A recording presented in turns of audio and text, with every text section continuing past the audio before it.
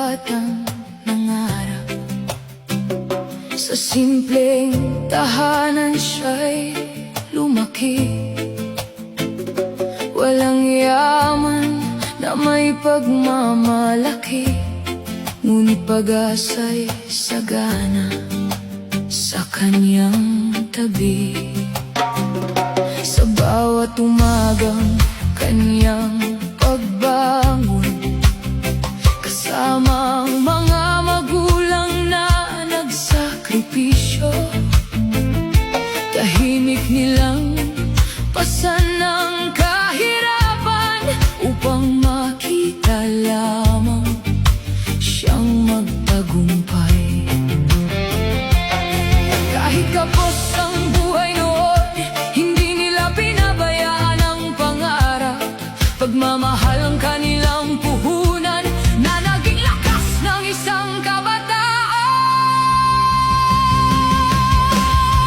Rene, bituin ng Mindanao, mula sa hirap hanggang tagumpay, pangarap mo'y aming gabay. Mula Calacogon hanggang kalangitan, naririnig pa rin ang iyong pangalan. Hindi ka nawala, hindi ka naglaho, ikaw ay buhay sa puso ng Mindanao.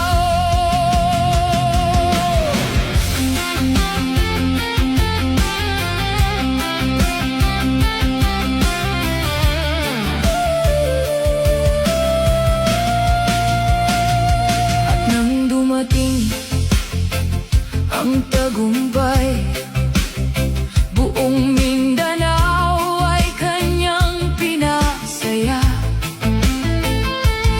MVP ng palarong pambansa, bayani ng kabataang nangangarap pa. Nang dumating ang araw ng paglisan, maraming pusong nasasaktan. Bakit ang isang batang puno ng pangarap ay agad kinuha sa murang edad? Ngunit sa bawat luhang pumapatak, may alaalang hindi mabubura. Isang anak na naging dangal ng kanyang ama, ng kanyang ina, at ang buong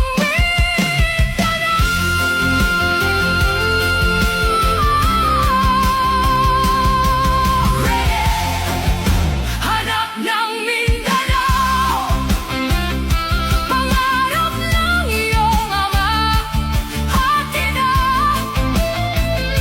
Maaaring nawala ka sa aming paningin, ngunit kailanman hindi sa aming damdamin.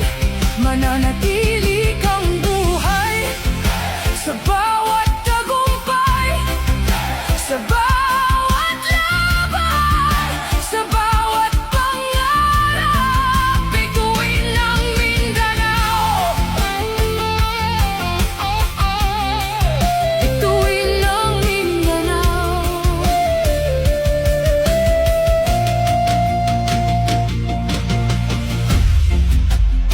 At sa bawat pagsikat ng araw sa Mindanao,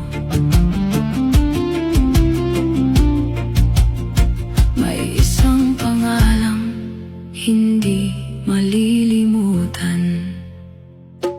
Rene Claire Pope Paterbonia,